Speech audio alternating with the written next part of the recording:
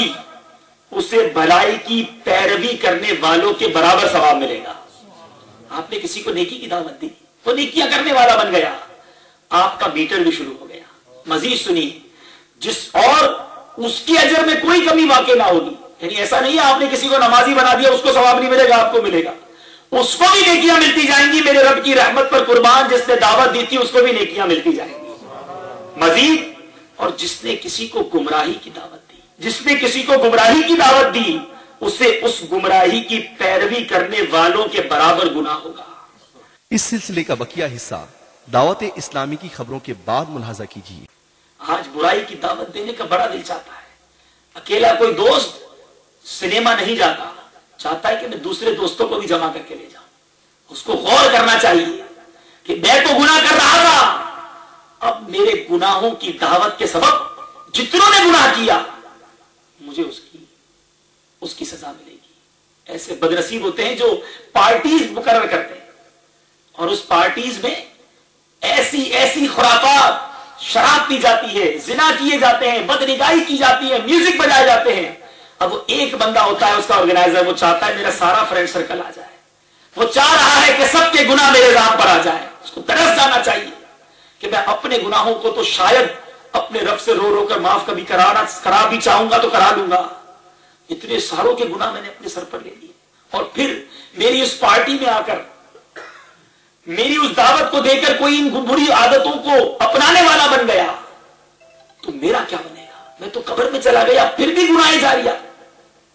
ان لوگوں کو سوچنا چاہیے جو اپنے بچوں کو برائی کی طرف جانے سے نہیں روکتے ہیں کہ آج خوشی خوشی بچوں سے گناہ کروایا جاتا ہے، خوشی خوشی بچوں کو ڈھیل دی جاتی ہے کہ ٹھیک ہے نوجوان ہے، جوانی میں جو کرنا ہے کرنے دو، بعد میں دیکھ لیں گے.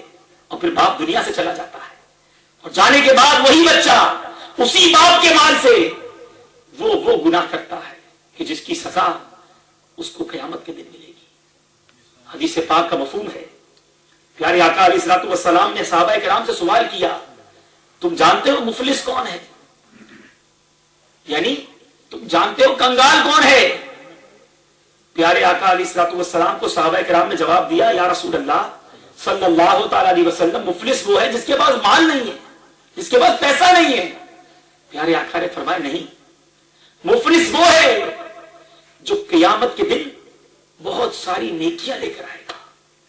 روزے بھی ہوں گے، زکات بھی ہوگی، حج بھی ہوں گے، عبادتیں بھی ہوں گی، مگر اس کی آل میں سے ایک شخص آئے گا اور عرض کرے گا، مولا یہ خود تو نیک عمل کرتا تھا، ہمیں نیکی کی بات نہیں بتاتا تھا. اس کی نیکیاں اسے دے دی جائیں گی.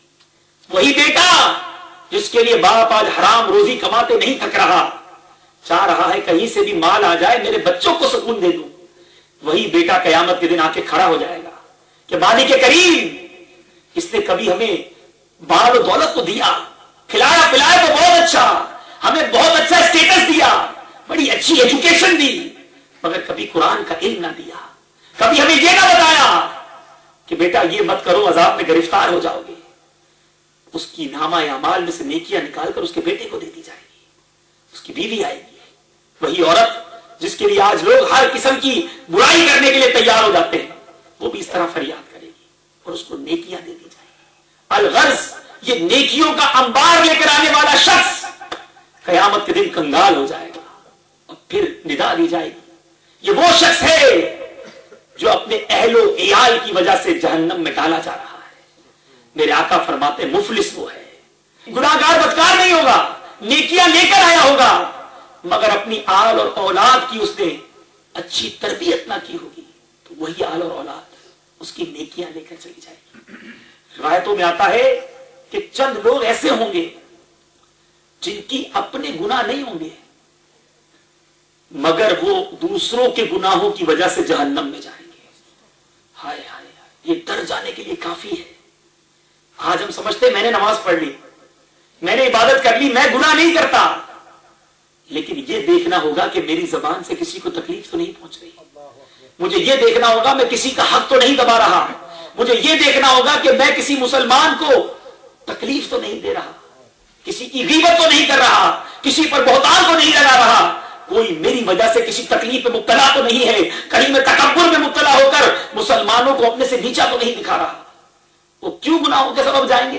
کہ ان کی اپنے گناہ نہیں ہوں گے، لیکن قیامت کے دن جن جن کے حق دبائے ہوں گے، جن جن کا مال دبایا ہوگا، جن جن کی دل آزاری کی ہوگی، ان کی نیکیاں ان کو دی جائیں گی، پھر بھی حق پورا نہ ہوگا تو پھر اس کے گناہ اس کے نامۂ اعمال میں ٹرانسفر کیے جائیں گے اور اس کو جہنم میں ڈال دیا جائے گا۔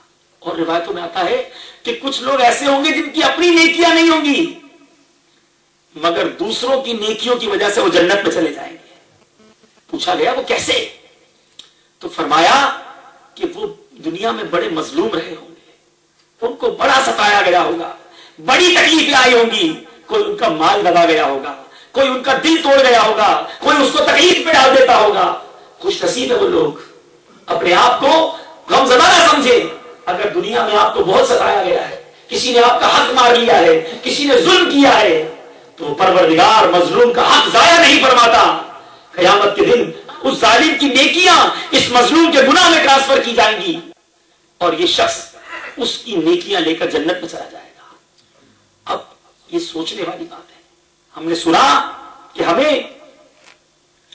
اگر نیکی کی دعوت دینے والے بن جائیں، اپنے بچوں، اپنی فیملی، اپنے اطراف، اپنے دوستوں کو نیکی کی دعوت دینے والے بن جائیں تو انشاءاللہ ہمارے نامہ اعمال میں نہ ختم ہونے والا میٹر چلتا جائے گا۔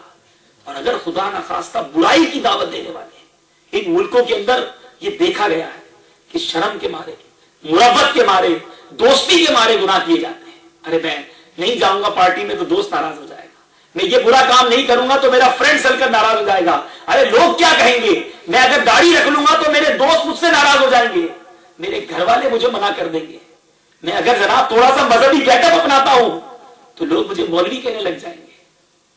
ہم نے کلمہ پیارے آقا کا پڑھا ہے، غلامی رسول میں موت بھی قبول ہے کے نعرے ہم لگاتے ہیں، تو پھر آقا کے طریقے پر عمل کرنے شرمانا کیسا؟ یا تو دنیا میں شرما دیجئے یا پھر آخرت کی شرمندگی کے لیے تیار ہو جائیے۔ اور واقعی دنیا میں بھی شرمانا نہیں ہے۔ میں نے تو یہ دیکھا ہے کہ جس نے پیارے آقا علیہ الصلوۃ والسلام جیسا لباس، آپ کی سنت پر عمل کرنے والی زندگی اپنائی ہے، دنیا نے بھی اس کو اپنے سر پر بٹھایا ہے، آنکھوں سے لگایا ہے۔ کوئی الحمدللہ ہم دنیا میں کہیں بھی چلے جائیں، جب اس گیٹ اپ کے اندر دنیا میں کہیں گئے ہیں، ہمیشہ عزت کرنے والے ہی ملے ہیں۔ ارے تیری دوستی سے پہلے مجھے کون جانتا تھا، تیری دوستی سے پہلے مجھے کون جانتا تھا، تیری دوستی نے بنایا میری زندگی فسانہ۔ آج اگر مجھے کوئی جانتا ہے تو میرے آقا کی نسبت کی وجہ سے جانتا ہے۔ آج میں آپ کو یہ مثال دوں، ہم گفتگو کر رہے تھے کہ شاید اگر دعوت اسلامی کا مدنی ماحول میں ہم نہ ہوتے تو کبھی زندگی میں اوسلو نہ آتے، کبھی جگہ نہ دیکھتے، مگر آج یہاں آ کر جو اسلامی بھائیوں سے پیار ملا ہے، ایئرپورٹ کے اوپر اتنی ٹھنڈ کے عالم میں اسلامی بھائی آئے ہیں، یہ سگے بھائی کو لینے کوئی نہیں آتا، یہ اسلام کا رشتہ ہے، یہ سرکار کے عشق کا رشتہ ہے، یہ دعوت اسلامی کے مدنی ماحول کی بہار ہے کہ آج سگے بھائیوں میں اتنا پیار نہیں ہے جتنا دعوت اسلامی والوں میں پیار ہے۔ تو یہ اگر آپ اپنے آپ کو اس رشتے میں پرو لیں تو پھر انشاءاللہ دنیا میں کبھی بھی دکھ نہیں اٹھائیں گے، تکلیف نہیں اٹھائیں گے۔